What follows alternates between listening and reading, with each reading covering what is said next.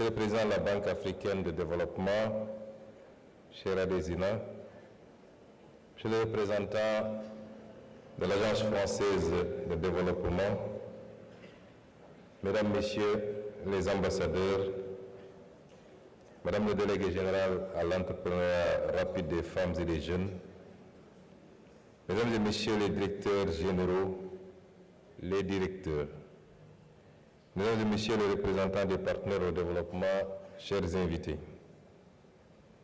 À l'entente de mon propos, je voudrais, à la suite de Monsieur le Président de la Banque africaine de développement, rendre encore un hommage à un collaborateur dévoué, loyal, professionnel, qui nous a quittés et dont, au moment où nous parlons, le cortège funèbre s'achemine vers son village natal où il sera inhumé dans quelques heures. Nous réitérons nos prières pour le salut de son âme, qu'il soit bien accueilli aux places et lieux des bienheureux. Permettez-moi, à l'entame de mon propos, de souhaiter, au nom de son Excellence, le Président Bassirou Diomaye Diakhar Faye,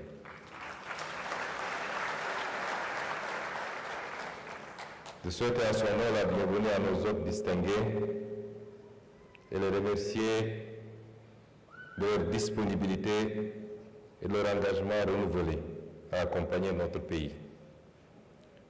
Je crois qu'il a eu à recevoir certains de ces illustres hôtes hier.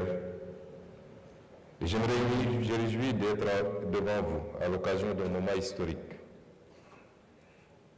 qui consacre à la fois la clôture d'un chapitre inspirant, la phase 1 du projet d'appui et de valorisation des initiatives entrepreneuriales des femmes et des jeunes, le PAVI, mais également l'ouverture d'une nouvelle ère de ce même programme, nouvelle ère plus prometteuse, celle de la phase 2 du PAVI. Aujourd'hui, nous célébrons bien plus qu'un programme, nous célébrons une vision partagée, un rêve abouti, celui d'un Sénégal audacieux, porté par l'énergie de ces femmes et de ces jeunes, par la créativité de ces entrepreneurs et par l'agilité de ces dirigeants, ainsi que la robustesse de ces institutions. Mesdames, Messieurs, notre pays n'a pas de problème politique. Nous avons l'un des systèmes politiques les plus solides et les plus stables. Notre pays n'a pas de problèmes sociétaux. Nous n'avons pas de tiraillements d'ordre religieux, régional, ethnique, et j'en passe. Notre pays a un seul problème et un seul défi à relever, que nous n'avons pas su faire depuis 65 ans maintenant, et c'est le défi économique. Il nous faut désormais nous orienter et résolument concentrer tous nos efforts à relever ce défi, car nous en avons le potentiel, nous en avons les compétences, l'envie et la détermination.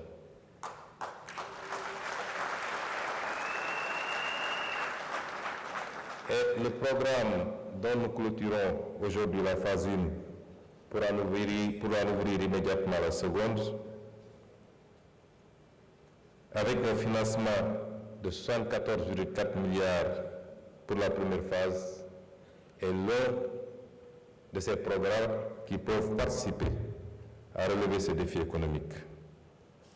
74,4 milliards, disais-je, pour la première phase, dont 40 de la Banque africaine de développement, premier partenaire et premier bailleur, suivi de l'État du Sénégal évidemment avec 21 milliards, et l'Agence française de développement avec 13 milliards. Ce programme dans la phase 1 a permis de financer 24 628 initiatives entrepreneuriales. Et je vais passer sur le reste du bilan, puisque M. Adesina nous l'a si brillamment exposé aujourd'hui. C'est un programme important pour le Sénégal.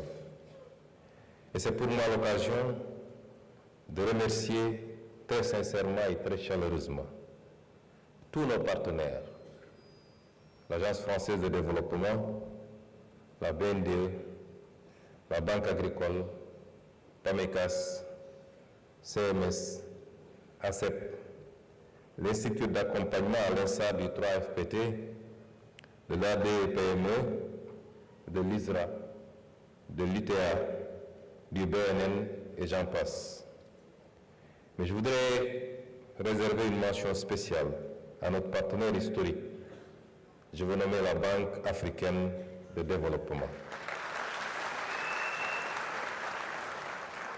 C'est certes l'institution impersonnelle qui a été aux côtés du Sénégal comme elle l'est pour tout le reste de l'Afrique. Mais je veux rendre un hommage particulier à son président sortant, en tout cas d'ici quelques mois, qui, comme il a dit, est un grand ami du Sénégal.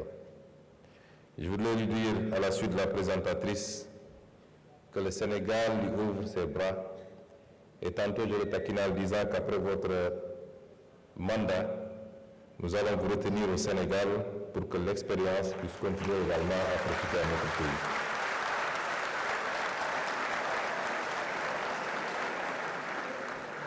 Monsieur le Président de la BAD, notre institution commune, que vous avez brillamment et majestueusement dirigée pendant 10 ans, a grandement contribué à fabriquer des champions au Sénégal à travers le PAVI. Ces champions rayonnent non seulement au Sénégal, mais aussi sur les marchés régionaux et de plus en plus internationaux. Le PAVI, ce sont aussi ces milliers de femmes et de jeunes de tous les coins du Sénégal qui ont réussi le pari de l'autonomisation économique et sociale. Notre pays regorge de talents, d'initiatives et d'une jeunesse ambitieuse. 75% de la population sénégalaise, selon le dernier recensement, a moins de 35 ans. Nos femmes et nos jeunes représentent la force vive de notre nation. Ils sont le moteur de notre croissance économique et les architectes de notre développement. C'est dans cette jeunesse, parmi ces femmes et ces hommes entreprenants, que réside le potentiel de transformation de notre économie. Mais pour que ce potentiel se réalise pleinement, il nous faut au préalable lever les contraintes qui entravent l'entrepreneuriat et qui ont pour nom le défaut de formalisation des activités, les difficultés d'accès au financement, l'inadéquation de l'accompagnement technique, les difficultés d'accès au marché. Face à ces défis, la DERFJ constitue une réponse appropriée en se positionnant comme un levier stratégique, apte à libérer les énergies entrepreneuriales, à renforcer notre tissu économique et à bâtir une croissance inclusive et durable. Mesdames et messieurs, c'est ici le lieu de rappeler l'enchaînement normal en entrepreneuriat, car c'est dans la durée que se construisent les succès durables. C'est dans la durée, avec le courage, la patience, la rigueur, que se fabriquent les champions capables de transformer des vies et des communautés. Monsieur le représentant de l'AFD, vous avez certainement entendu à plusieurs reprises ma boutade, mais ce n'est qu'une boutade de dire que l'entrepreneuriat sérieux et durable ne peut pas être rapide. Vous avez bien fait de rappeler que c'est les procédures qu'il faut simplifier et accélérer, de formalisation, d'accès au financement, mais nous convenons tous qu'il faut du temps pour bâtir un édifice solide. Et dans le cadre de l'agenda national de transition, Le gouvernement que j'ai l'honneur de diriger met tout en œuvre pour impulser une nouvelle à travers des programmes structurants qui vont toucher l'ensemble du territoire national.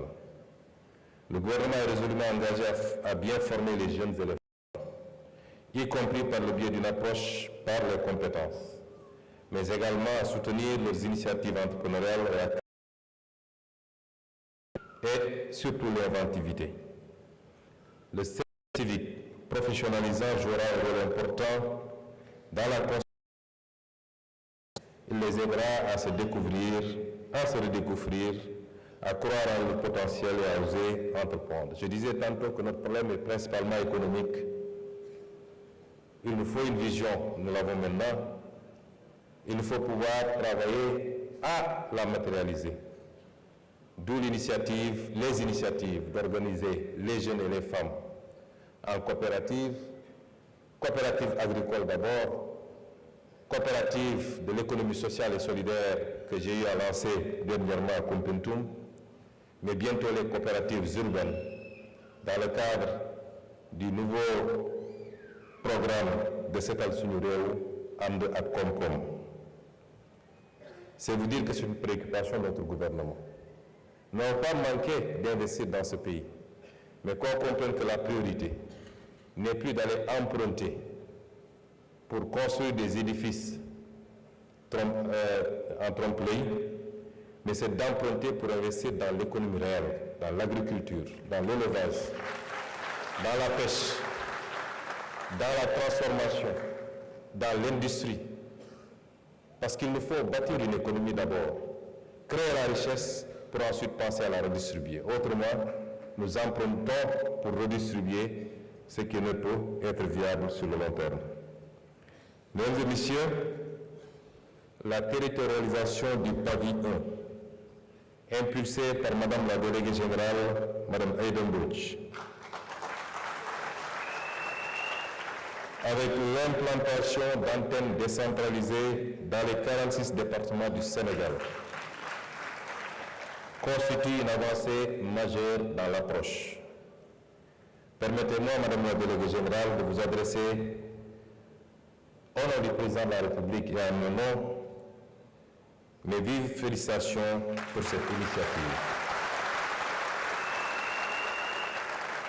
Votre démarche a permis un ancrage local fort, une meilleure proximité avec les bénéficiaires et une prise en compte plus fine des spécificités territoriales. Vous avez compris, Madame la déléguée générale, que les défis des entrepreneurs de Podor ne sont pas ceux de Kédougou ou de Gossas. Que les opportunités à Ziguinchor diffèrent de celles de Matam ou de Pékin. Et en agissant ainsi, vous avez anticipé sur le projet de territorialisation des politiques publiques dont la mise en œuvre va démarrer bientôt et qui est au cœur du programme de son Excellence le Président Bassirou Diomaye Diakhar Faye. C'est cette approche différenciée qui garantit un suivi rapproché, un accompagnement sur mesure adapté aux réalités locales, un suivi rapproché pour une meilleure efficacité des interventions, une inclusion économique renforcée afin qu'aucun talent ne soit laissé pour compte. Le PAVI 2 s'inscrit résolument dans l'agenda national de transformation Sénégal 2050, dont il constitue un des leviers opérationnels avec une enveloppe de 107 milliards. Si on a pu faire autant de choses avec le PAVI 1, avec 74 milliards, et si on sait capitaliser sur les acquis, mais également sur les erreurs, je ne doute point qu'avec le PAVI 2, nous allons réaliser des performances exceptionnelles au profit des femmes et des jeunes. Avec l'objectif principal, pour ne pas dire exclusif, d'inscrire l'entrepreneuriat dans une dynamique de souveraineté économique et d'industrialisation nationale.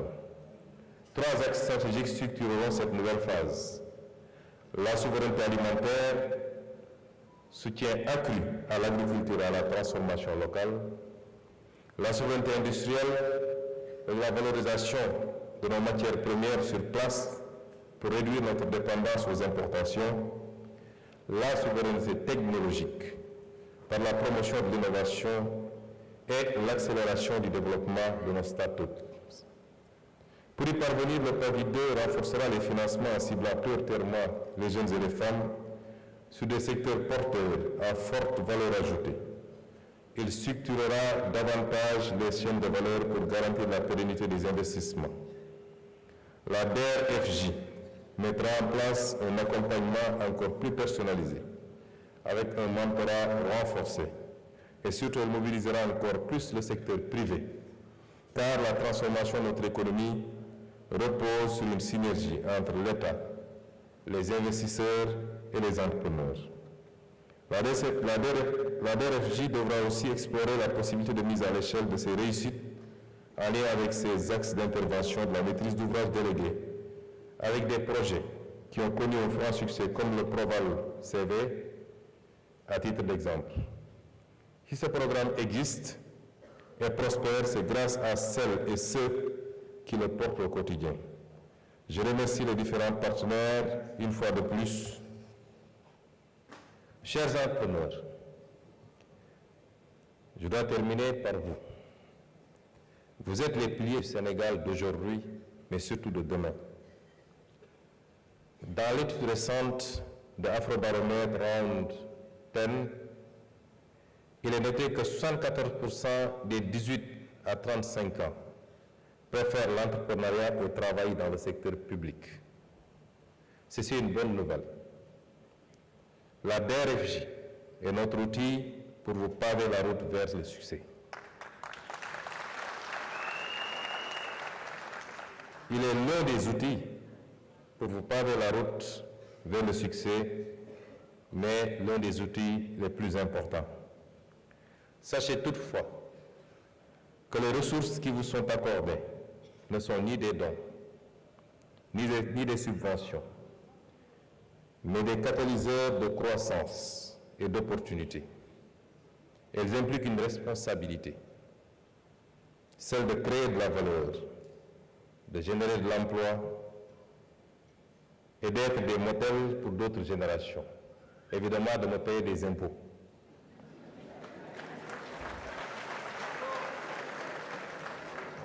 Plus tard, quand vous serez plus solide. Chaque remboursement de prêt contribue à financer d'autres initiatives. C'est ainsi que nous bâtirons un cercle vertueux, garantissant la pérennité du dispositif et l'élargissement de son impact. Le Sénégal ne se contente plus de décréter son développement. Il le construira avec la volonté de ses citoyens, la vision de ses dirigeants et la force de ces entrepreneurs que vous êtes. Ensemble, faisons du PAVI 2 un levier stratégique de développement, un moteur de prospérité partagée